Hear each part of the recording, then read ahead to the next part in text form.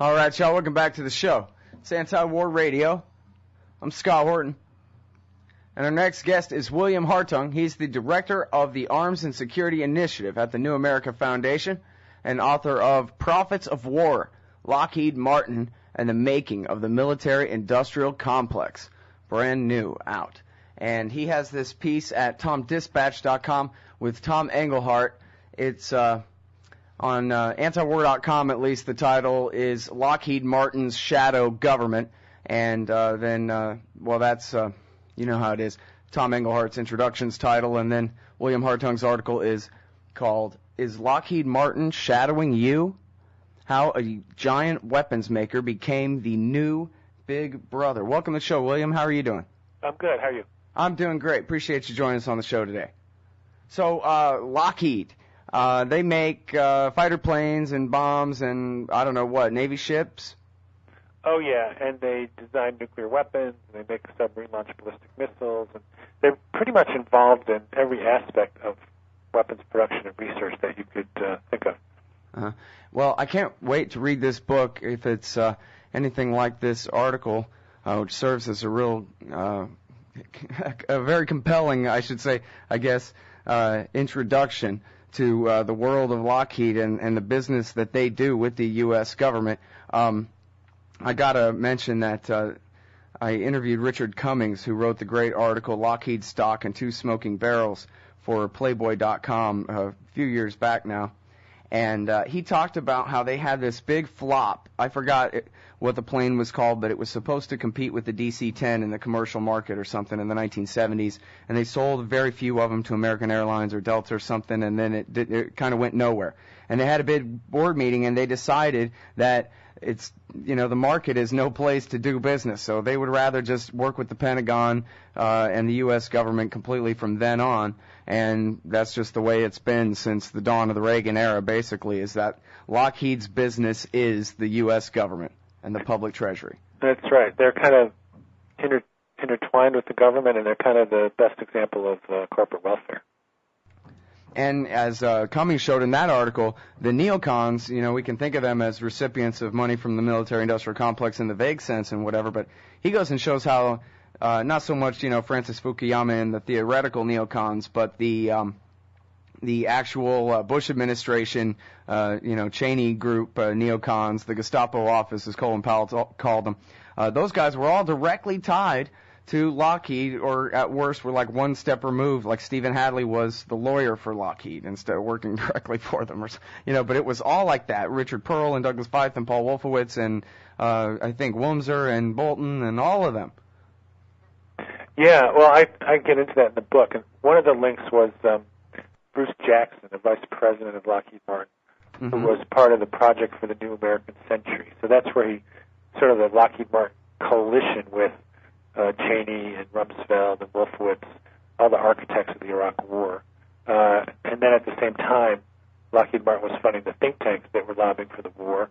And then Jackson went on to head the Committee for the Liberation of Iraq, which the Bush administration encouraged in the run-up to the war to help market it to the American public. And really, the shock and awe campaign, it was sort of like the Transformers movie. It was really just like a promotional video for Lockheed products in effect, right? Well, they made the F-117 stealth fighter, which was used in the opening days of the war.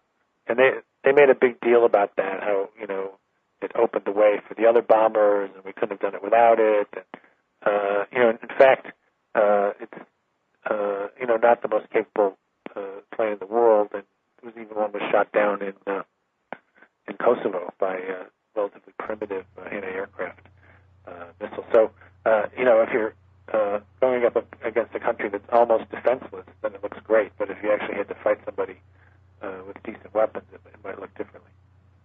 Okay, so now let's talk a little bit more specifically about this article. That was sort of kind of going back over my background information, what I understand about him so far. But now what you describe is that after everything changed on 9/11 and the USA became the homeland and all this, that Lockheed has been at the center of the security, homeland, international warfare, everything complex. They run the thing. Well, they for example, they recruited interrogators for Guantanamo and Abu Ghraib. They trained the transportation security agents who pat you down at the airport. They're making biometric technology for the FBI as well as a huge fingerprint database. They've even worked through the Pentagon, something called the counterintelligence field activity, to help spy on anti-war activists. So they're right in there. They also work. Hey, we were just talking about that with Colleen Rowley, the former FBI lawyer, a minute ago. Well, there you go. Serendipity. So that was Lockheed doing that, huh? They were, had a contract to help the Pentagon do that. Right on. Well, and the thing is too, I wonder, because this I know goes for, the background about Bruce Jackson, let's get behind NATO expansion, let's get behind regime change in Iraq because this is a way to sell planes. But it seems like more and more when they outsource so much of the implementing of the policy to a company like this, especially the Pentagon, but I guess the rest of the government too, Homeland Security and whatever, that really the policy implementers are the ones making the policy decisions. And, I really wonder who's zooming who at the end of the day, up there in D.C. Well, it's true. I mean, if the companies, in some of these agencies like the CIA, there are more private contractors working than there are government employees. So in addition to the problems with the CIA itself, which are many, now you've got this other layer of corporate contracting, which is not subject to the Freedom of Information Act. They claim corporate confidentiality to cover up anything that they do. Companies are involved in everything from recruiting and running agents to writing the president's daily intelligence brief. They're also involved in writing the counterinsurgency manuals, which then turn around and use weapons from companies like Lockheed Martin. Well, so even the president's daily briefing is prepared by Lockheed? Well, by other contractors like Lockheed, not Lockheed. Oh, I see. Unfortunately, they can't cover but the still, whole lot. You would think at least that would be some CIA bureaucrat in a cubicle, no? Well, sometimes they sit next to each other, the private contractor and the government employee. Sometimes they work together. Sometimes the employee of the contractor pretty much has free rein to do it themselves. Wow. And so, one thing that's definitely happened kind of before our eyes since everything changed is the creation of even more, we already had this course, but far more are these joint task forces where the different police agencies on the state and local and federal level all get combined doing the same missions together all the time and that kind of thing. And I wonder about all the information sharing and the networks integrating these different police agencies. Because, there was a time where there were 18,000 different county sheriff's departments, and it was really like that around here. But it seems less and less. And I just wonder, isn't it just a safe bet that Lockheed are at the forefront of integrating all these police into one big national security police force here? Well, one of the things they do is they run the fingerprint database for the FBI. So that's shared with all law enforcement across the country. They're also developing new ways to recognize you from your iris, from your facial profile, new ways to capture your DNA. So on that front, they're very much twined in this kind of attempt to put all the law enforcement intelligence agencies on the same page. Huh. My favorite part of what you just said was new ways of capturing DNA. What could you be referring to there? Well, I've been trying to dig into that. It's something that Lockheed Martin brags about on its own website. Huh. Hold it right there. We'll be right back, everybody, with William Hartung from the New America Foundation. It's Anti-War Radio. All right, y'all, welcome back to the show. Anti-War Radio. Talking with William Hartung at the New America Foundation. He's got this piece at TomDispatch.com, Tom Englehart's site, Lockheed Martin's Shadow Government. And this isn't so much about the wars overseas as about the DNA collecting, but never telling you how, Big Brother state here in America. So I guess that's where we left off, was they say, yeah, we have novel new ways of collecting people's DNA, but they wouldn't answer your questions about what they mean? Right. They don't really want anybody to know the details, even though they want to brag about it. Wow, that's pretty incredible. who would have thought that your genetic code belonged to you, you know? But then again, like that spot playing during the break there, whoever thought that people had a property right that government or their agents, private or not, were bound to respect, huh? Yeah, we're in interesting times, and I think the government has more power over every aspect of our lives than it did even 10 or 15 years ago. Yeah.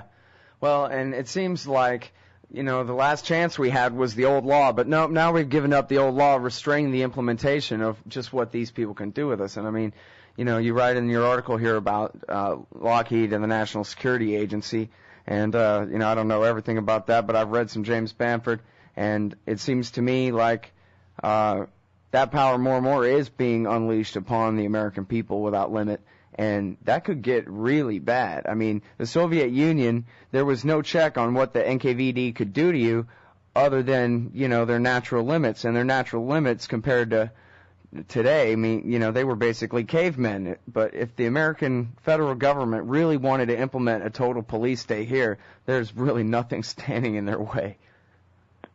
Well, I don't know, you know, how far it's going to go. I do know, for example, the NSA has in the past spied on phone calls, spied on, you know, internet use, and the program at the Pentagon that was used to spy on war protesters. There's some, Tim Shorrock, who wrote a good book called Spies for Hire, has said that there's some concern that the same program may now be run by the NSA that used to be run by the Pentagon. Mm-hmm. You're talking about the total information awareness, or what now? The counterintelligence field activity, which was kind of a complement to the total information awareness program. Oh, right, TALON, right? That's what they changed it to. Yes, that's right.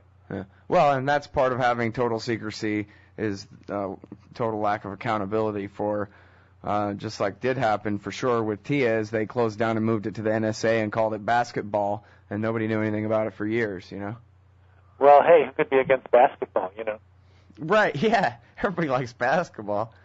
Yeah. All right, well, so I'm sorry because I kind of feel like I'm out of good questions, but if you wrote a whole book about Lockheed, then I'm certain that you must have a bunch of really great stuff to tell me that then I can ask you in better detail about after I read the thing, if I can get my hands on one. Well, I think, you know, one interesting thing is they've also got their own foreign policy. You know, for example, they're involved in developing the justice system in Liberia, building refugee camps in the Sudan, in recruiting election monitors for the Ukraine and Bosnia.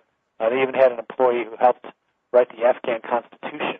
So not only are they involved in the weapons part of government, but now they're making money from diplomacy, peacekeeping, pretty much every aspect of foreign policy.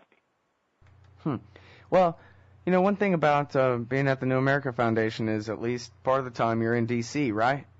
Well, I go back and forth. I work out of the New York office, which is unusual for us, but I kind of avoid getting into the day-to-day workings of D.C. because sometimes it can just confuse matters. I mean, everybody gets focused in on some tiny piece of one tiny bill instead of stepping back and looking at the big picture. Yeah. Well, because, yeah, that's the thing. I mean, I know people most of the time, especially people who call themselves public servants, want to think that they're good people. And I just wonder, is there no reflection whatsoever on what they're doing, basically turning over the entire empire to this one company whose interest is in the most in to stay at war until the dollar's worth nothing? You know, until the whole thing falls down. I mean, if these guys get to decide, we'll do nothing but buy F-22 and F-35 fighters all day until, you know, China buys us all up. Well, I think the problem is partly it's money in politics, partly it's the job issue that they have jobs in a lot of the districts of the members. I think partly it's a mindset that says, you know, more is better in terms of the military. So I think, you know, a lot of members, unfortunately, their larger ideology really is supports the broadest possible projection of U.S. power around the world, even if it undercuts democracy, even if it actually hurts the countries that are supposed to be helped by that power projection. Can you tell us which members of the House and Senate are closest to Lockheed, or is it such a toss-up because they all are? Well, there's a couple key ones. Buck McKeon of California is the incoming chair of the House Armed Services Committee, and Lockheed Martin is its biggest contributor. And they also have their top-secret research facility called the Skunk Works in his district. Northrop Grumman builds Predators there also, or builds unmanned aerial vehicles. And then Daniel Inouye, who calls himself the biggest guy for earmarks in the Senate, also gets the majority of his campaign money from Lockheed Martin. So, basically anybody in a position to give them money on armed services, on appropriations, if they've got a Lockheed Martin plant in their state, that's where they focus their money, as well as giving money to the Democratic and Republican national committees. Uh-huh. Well, you know what I wonder about, too, and this is kind of the unknown over here, like Rumsfeld would say. What about all the congressional staffers and all the people on the National Security Council whose names we never hear, and the people that run the policy department, on the Doug Feith level, the Deputy Assistant Secretary of Getting Away with Murder and who knows what? Well, a lot of them go in and out of the industry. So they'll work as a staffer for a while, and then they'll go work for a Lockheed Martin or a Northrop Grumman or an Aerospace Industries Association or a lobbying firm that works for these companies. So sometimes that affects their judgment when they're making decisions about what to do on things that involve money for these companies, between the government and the companies, because in the back of their minds they're thinking, where am I going to cash in later? What am I going to do for my career that's going to give me the most possible economic benefit? So I think that's one of the damaging things, is that revolving door that doesn't always involve people at the top, but often the people in the middle as well. Well, when I was a kid, there was a phrase that you would hear sometimes, which I guess I thought meant something, but maybe it was just because I was a kid. But people would say, well, this or that is a conflict of interest, so you can't. But people don't even really think in terms of conflict of interest in Washington, D.C. at all anymore. It's all just one big interest, cashing in and killing people. Well, there's groups trying to do something about that, like the Project on Government Oversight is one of them. They want to make the revolving door go much more slowly, have people at least, report to us who they used to work for, basically whose tab, they're working on. But, overall, I think it hasn't become a big enough issue to really have anything major change. But I think that's one goal that reform groups definitely have in mind. Mm-hmm. Well, and specifically on Lockheed, are they very close, direct ties with the political parties themselves? Well, partly through the money that they give to the campaign committee, so the Congressional Campaign Committee for each party, the Republican and Democratic national committees, and then, key operatives often get money from them, like Haley Barbour, who used to run the Republican National Committee, now is thinking of running for president. And then people at the highest levels, Bill Daley, the new chief of staff, President Obama, came straight off the board of the Boeing Corporation. So they've interpenetrated the parties and the government to an amazing extent.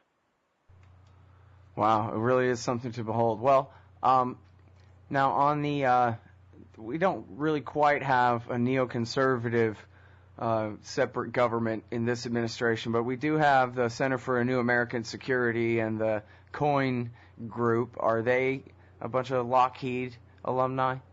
Well, the people at the Center for a New American Security basically brag about getting contractor money. They list all the contractors like Lockheed Martin who fund them right on their website. And they're one of their co-founders, Kurt Campbell, when he was being grilled about going into an administration job, basically said, we're not the only ones. I mean, Lockheed Martin and these companies fund every think tank in Washington. Wow.